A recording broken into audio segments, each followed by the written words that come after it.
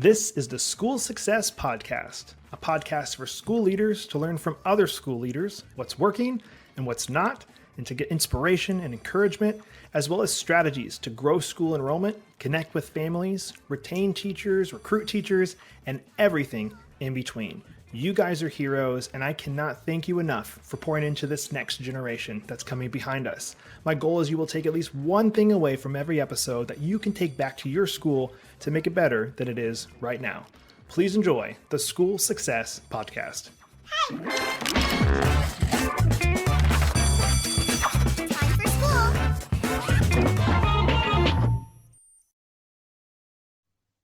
This episode is brought to you by our friends over at America's Christian Credit Union. This year, they're celebrating 65 years of service, and they're a credit union that specifically provides essential school banking services and an amazing tuition financing program for schools to reduce risk and administrative burden. You can check them out online, americaschristiancu.com/schools. That's americaschristiancu.com/schools. They are amazing. You need to go check them out. And now, enjoy today's episode.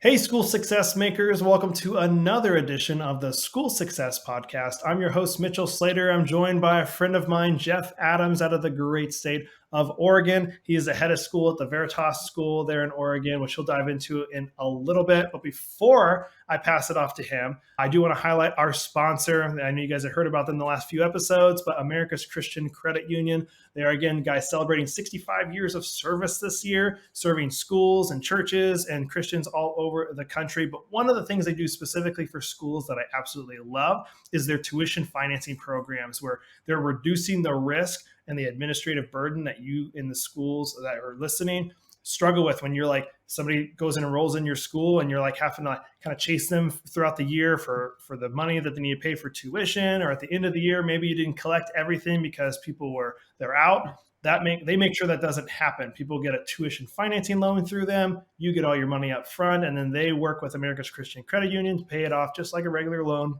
But you get your money and you make sure your school is going to be fully funded and not have to waste administrative time on calling people or reminding people to pay. They take care of that for you. So go check them out online, americaschristiancu.com/schools. That's americaschristiancu.com/schools. Go check them out. But before I pass it off to Jeff here, guys, him and I connected back in October at an event, a school event we were at in Texas.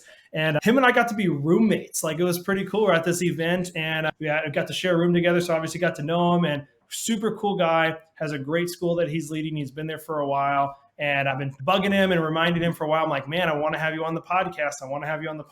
So I finally got him. So he's here. So I'm going to pass it off to him to introduce himself, and then we're going to dive into today's episode. So Jeff, welcome to the podcast, sir. Thank you, Mitchell. I appreciate it. It's a pleasure to be here. Yeah, finally. It took a little bit to get connected, but it's great to be here. So yeah, so I am out at the Veritas School in Newberg, Oregon, and this is my 7th year at the school, but my first year as head of school. So it's a completely new role. I was a teacher for 7 years, but also was in the role of Dean of Community and Culture for 2 years, which allowed me to do a lot of interesting and fun things, start a house program, and really just dive into the culture of the upper school. And that's been a passion of mine and continues to be so. So it's one of the things that I love, and I'm still able to do even though I'm in a new role. So yeah. Love it. Well, I always like to start the episodes out with, if I was to come visit you in Oregon, what would you say, Mitchell, to have the full experience, you have to do this, or you need to do this if you were to come visit where you are? Wow. Oregon. So I grew up in Eastern Oregon. Newberg is now it's Western Oregon where I live now. Oregon is such an amazing state. And most of the things that I love about Oregon are actually its natural resources. You obviously would have to. So I'd probably fly you into Eastern Oregon to see sort of the rolling wheat fields and all of that, just to get the context. But then we drive down the gorge, and the Columbia Gorge is beautiful. Absolutely beautiful. I would have to go all the way to Western Oregon to Portland. We'd stop and get some coffee. Obviously, they do a lot of fantastic coffee, and then go south I would definitely route you through Bend for some skiing, some whitewater rafting, fly fishing, all of those things. But we obviously have to get out to the ocean as well and just spend some time there. So, I mean, if you're coming to Oregon, you got to be ready for a tour de force of all of the natural beauty, and that's normally what I do. You can go skiing, you can go hiking, you can be at the beach, you can go whitewater rafting, all within like an hour of each other. So it's if you love the outdoors, you would love visiting Oregon. Man, I love it. Well, my brother does live in Cannon Beach, Oregon, so I visited there once. We went and saw them, and it was a little too rainy, I think, for me in Oregon. I feel like it's just always wet. Whenever time I've been through it, it's just wet, and I'm like, oh, but it's beautiful, absolutely beautiful state. So one day Yeah, maybe I'll swing by and see your school. that's a fair point, Mitchell. If you're going to visit, definitely make that maybe June or July or September, October. But other than that, you've got a pretty good chance of hitting rain. So you definitely have to. We were just talking about it today. One of our heads of school, he came in and he had to come to realize that if you're teaching in a school in Oregon, you just have to be okay being outside and getting wet. So that is our kids have a pretty high tolerance to get wet at recess, but yeah, it rains a lot. Man, very good. Well, I am again so stoked to have you on the podcast today, and I want to dive into the kind of the regular questions we always dive into. I love to kind of hear what you guys have, challenges that you guys are going through, and it's not necessarily like, hey, what was me? Here's challenges, but I'd love to hear like, here's what we're struggling with right now, or challenges, but how are we combating those? Like, what as a school are we using to try and to beat those challenges that we're going through? Yeah, so our school is 25 years old. This is our 26th year. We just celebrated the 25th year anniversary last May. It was a fantastic event. So many good things, God's faithfulness. But we also passed off at that point from the founding head to myself. And so some of the challenges have just been, you know, who are we going to be now? And any of the changes that you would go through, just the process of bringing people along during change, and I think like a lot of schools, we had a lot of challenges through COVID and a lot of relational struggles. Oregon had pretty strong masking policies, and of course, that put some tension on us. We were also there was a transitional housing project is trying to move in next door. So just as we got rid of masks and just as that pressure eased, we found out that there would be some transitional housing going in less than 50 feet from our playground. So you put all of those pieces together, and a lot of the challenges that we faced this year have actually just been relational. What does it look like to change? Who's leading that change? Or how are we going to build off the great foundation we've had? What does it look like to expand that?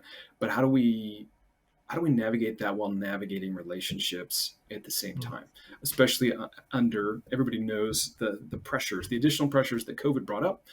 So what does it look like to do that well and to be faced with challenge after challenge, some of which we're still trying to figure out what exactly is going on next door and what that's going to look like, and so having navigating new safety concerns and just the nature of the world and some of the recent events. I think this year, if I could sum it up, has just been challenges of relationships.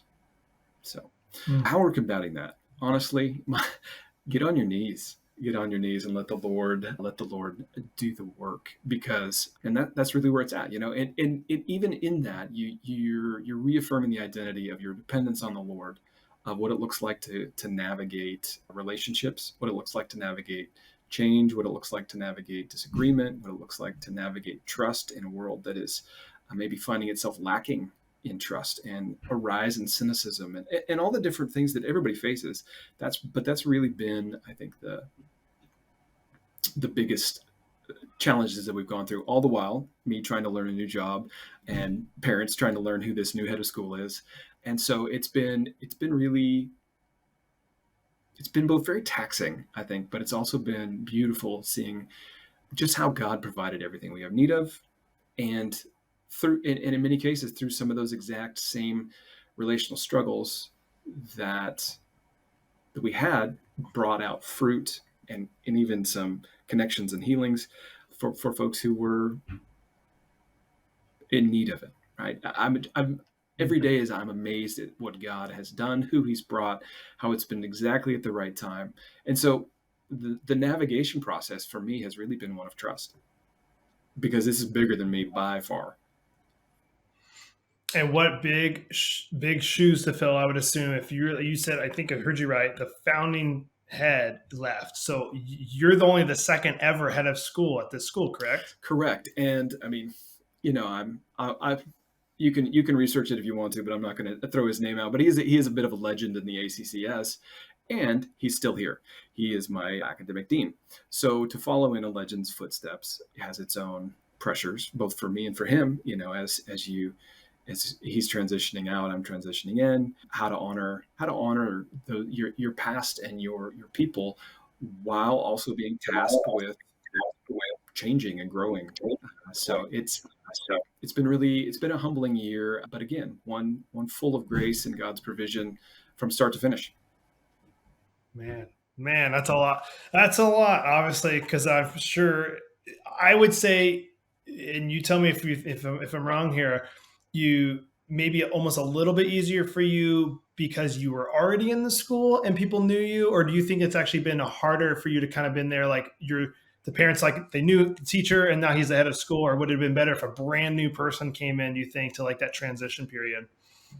Yeah, that's a great question. It's twofold. Number one, if Skippy the mail boy comes in and he's delivering mail and then he's the CEO, everybody's still going to see him as Skippy the mail boy. And that was not me, but how you were first known, how you were first seen, that's going to follow you. So I think there is both a challenge for some folks. I think that it was hard for them to see, I have a different style of leadership. I have a different style of communication, all of those things, to see just, random Joe teacher who's been here for 7 years is now in charge. I think for some people that was hard, but I think also what it did, I had built up a lot of relational deposits in the bank that have also allowed us to be drawn upon during a hard year. And so I think it's actually, in that sense, was a lot easier because in a time where I think trust was low, everybody trusted me. And so that, in that sense, that's been the biggest contribution, I think, is that having had the trust to navigate a lot of difficult things has been very beneficial. Good. Yeah, and relationships are key, as you already hinted at and said. Like, that's why I tell people always. I mean, this goes for outside of schools. Like, never burn bridges if at all possible, because you just never know, man. Like, relationships are so key, and we can build off of them. And you never know what it's going to get you one day, too. So you want to make sure you're taking care of those. So it sounds like you have. So kudos, good job, because I never doubted it. But I'm glad you have those good relationships to back you up on that side. And as kind of shifting a little bit from those challenges and what you guys are going through, like, let's give you a chance to brag about the school. I know you've been there for all those years, but now finishing your first year as the head of school, what's going good there? Like, give a chance to brag about what's going on, what's God doing there. Yeah, there's a lot of things. So you mentioned that we met in October, and we were at a gathering that the Champions group was doing, and so I don't know if I'm supposed to mention their name, but they're great. So we actually used them for both fundraising this year, but I also had them come in and do a school review and just get professionals in there who know how to do it well, get their pulse on everything. And of course, I had my own view, but again, teacher becoming head of school, it's nice for an outside company to come in and say, actually, yeah, you saw that well, or you weren't seeing that. You weren't seeing that well. In the process of having them come in and do the review of our school, they said, and we're a school of about 200, you have more parent buy-in, more parent passion for your school than the school we just left that was 1,100. And of course, size doesn't necessarily mean anything in that, but they had hosted parent focus groups, and out of a school of 1,100, they had about 15 parents who were willing to come do it. In a school of 200 with 120 families, I think we had over 50, and I actually I had to stop and turn some folks away, and we had to add an additional time slot. Like, our parents love the school and are committed to the school, even as we've navigated really challenging things. The amount of buy-in we have is fantastic, and just some great parents who have, again, it's all about relationships, right? The growth in community, even as we've navigated some really difficult things, and it hasn't always been successful in terms of people didn't get hurt. Or man, the amount of commitment and God's provision through parents and our board and the different people who had real and challenging work to do. Again, it's an amazing thing. So that's one thing I would say. Just the high level of buy-in is great. And I'm amazed at when you have needs, how God provides for those. I worked before coming back into education. I worked at an apologetics sort of retreat center, Labrie Fellowship, and started by the Schaeffers, which is a really interesting blend of sort of reformed apologetics and then faith-based ministry. Edith Schaeffer grew up in the China Inland Mission, where it was always God's provision through prayer, because they weren't going to have a lot of support in China, so they developed an ethos and a culture of dependence on God. That has followed me, and so I have prayed since I knew I was going to take over the job that, Lord, all right, I need this person, I need this position, I need this amount of money. So I'll just give you two examples. We knew because of the transitional housing that we were going to need to hire a security guard, and so I had a couple of contacts. I reached out to a couple of people. We got a couple of parents who are in law enforcement. And as I went through all of my contacts, and one by one, it was a no and a no. Oh, we'd love to, but we can't. I literally sat down and said, "All right, Lord, well, you know what we need. I don't." Within 10 minutes, a guy calls up, said, "Hey, this is Michael with NAS Security, and I'm just wondering if your school has any security needs this year." And I interviewed 3 or 4 different companies, and in the end, we went with him, and it was God's provision. 10 minutes after I sat there and said, "Lord, my plate's empty. I got nothing. What are we going to do?"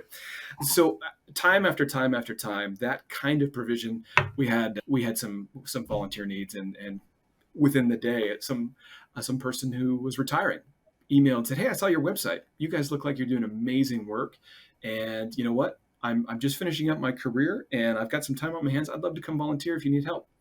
Right? Again, same day as a prayer.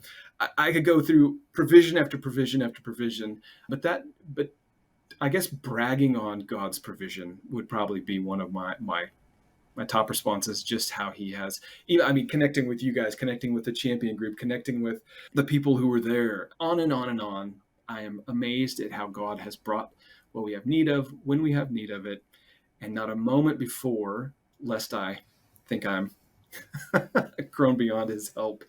So I think I would brag on God there. One last thing I'd just love to brag on is our upper school culture, the work we've been doing with the house system, and the kids love it. I went and shadowed a couple different schools and looked at how they were doing things, different tutorials, and how older students were mentoring younger students, and a way of bringing in spiritual formation for the school. And so, as well as some joy and fun and healthy competition at times, and service projects. And so we've developed a School program through our houses that incorporates all those things. We're student-led spiritual formation, students serving one another, olders getting to go and read with youngers, cleaning up the campus at various times, having some good healthy competition between houses for volleyball or whatever. On rainy days, maybe it's Jeopardy inside, something like that. But and the amount of training and tracking of leaders, and allowing the kids to grow into what we are trying to teach them, which is about wisdom, virtue, and godliness, but giving them that place to do that. We've really just seen a lot of students step up to that, own discipling, own mentoring, own what does it look like to lead, and set an example. And we learned a lot of that from the Ambrose School in Meridian, Boise, Idaho, and they've been extremely helpful.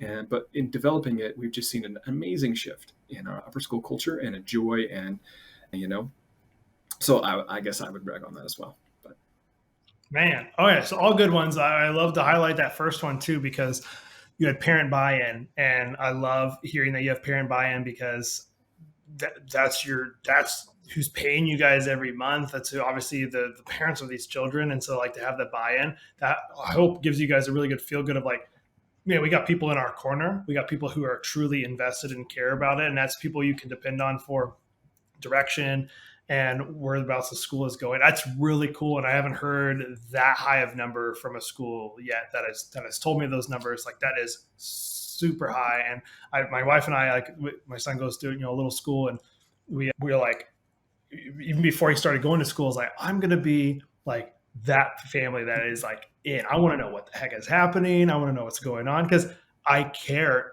tremendously about the education of my son, and so I want to know. I want to know what's going on, and I want to be able to help wherever they're needed. So I would hope more families would do that. So I'm glad you guys have some rock stars in there of the school. That's really, really exciting and encouraging. Do you owe anything to that, like of why that has gotten to where it's been, that you could, a piece of advice maybe for somebody listening going, man, how do you get that much buy-in from families? I'm assuming it's been years in the making and not just like Jeff came in and Jeff did this. Yeah, no, I don't want to take any credit for that. It's part of it has been developing, what does it look like to develop a culture of generosity and involvement, and making sure that parents, maybe not parents are voting on what you do, but that their voice is heard, and that they're spending time making sure they know they're valued, communicating to them regularly, and getting them excited about the amazing things. If you can communicate the beauty of what's happening with their students, they get excited. Then they start telling their friends, and then their friends come, and it's like, yeah, well, we got to go through this tour and application. They're like, yeah, no. Like, I'm excited to be here. Let's get to the bottom line. When can I start? And so, yeah, that cultivating culture is really, that's huge. So, but again, so much of that foundation was laid before I took over, and I'm grateful for That's awesome. that. Man, culture is huge. It's ginormous. Well, I know you've been there, just finishing up again your first year as the head of school. But if you were to wrap up one piece of advice for those that are listening, if you'd be like, hey, I would give this piece of advice for those that are listening, other school leaders, what would that piece of advice be, Jeff? Yeah, no, that's a great question. Buy knee pads. No, what I mean by that is your first commitment is to spend time in prayer. And of course, being in the classical school, very much about, habits and embodiment and all of those things. So the reference is to be on your knees, but just to know that to soak things in prayer. If it's the fragrance of Christ that people pick up when they come on your school, if it is the God bringing the people that are needed at the right times, if it is the joy that discipleship can bring when maybe that hadn't been looked for, those things begin in prayer. Those things begin with a commitment to asking the Lord what He's doing. I don't know if you got this, but I was given an assignment by Mr. Carmichael to spend an hour in prayer before I came to the gathering and ask God, what does He want from my school, His school? What does He want me to grow in so that I am ready for that? And then what vision does He have for the future? And so that's really that attitude of that, spend an hour in prayer to ask the Lord. I think Luther said, or I've got so much to do. If I don't spend 4 hours in prayer, then I won't get it all done. And Mueller, the founder of all the orphanages in England, and who influenced Hudson Taylor and the China Mission, and thus Edith Schaefer, and my own experience in L'Abri. If you have 8 hours of work, spend the first 2 in prayer. You'll get more done. Hmm. I would just encourage that. And I think at a time when distraction is high, and there are so many techniques to power, I think if you just go back and draw on the classic understanding that God has made us for Himself, and we take that seriously, we'll see what He can do. Man, that's good. Good. I love it, Jeff. Well, I really appreciate you taking time and being on the podcast today. I know it took a while to get you on here, and just congratulations on finishing your first year. I know it's been a whirlwind of ups and downs for you, but I know this is where you're supposed to be, and I love what you're doing there at Veritas. So I am wishing you, from me to you, wishing you guys nothing but the best as you finish your first year, go into your second year next year, and grow that school, and just continue to love on those kids and do what you guys are doing. You guys are doing great, and so continue to do what you're doing, man. I'm a big fan of you guys. So thanks for taking time out of your day to talk to me. Absolutely, Mitchell. Thank you for your patience, number one, and thanks for having me on. It was great room with you, get to know you a little bit, and then I appreciate, because there was so much that we were navigating this year, your patience, and it is a pleasure to take a deep breath here right before the last push at the end of the year and to be with you. So thank you so much. Well, another huge shout out and a thank you to Jeff for taking time and being on the podcast today. I love what he's doing over there in Oregon, and I'm wishing him nothing but the best as he finishes his first year as head of school there, and hopefully many, many more years to come for him there. If you were able to take at least one thing away from today, which is what I'm obviously hoping you were able to do, I wanted you to take that back to your school to make your school better than it is right now. There's always little nuggets you can get from anything you're listening to, one of these podcasts that we do, or one of the other podcasts or places you are getting your information on online. Take it to heart. Find ways you can make yourself better as well as your school better. That is obviously why I'm doing the School Success Podcast for you guys. I want you to better yourselves, better your school. There's always room to improve, especially when we're talking about the students that you guys are entrusted to pour into, to teach, to love on, all that stuff. Guys, we want to make sure that you are prepared for that. And if you need a community around you of people, I want you to join our private Facebook community. It is called School Success Makers. Of course, on Facebook. I'm personally in there. I would love to personally see you in there as well. It's just for school leaders. And if you need some resources, some other things to help out, check out our website, schoolsuccessmakers.com. We're also launching our School Success Report, which is our weekly newsletter that's going to be starting here very shortly. We want you guys to get in on that. So you can check that out, schoolsuccessmakers.com. Get up to date on all things education news. And of course, if you have any questions, please always send them our way.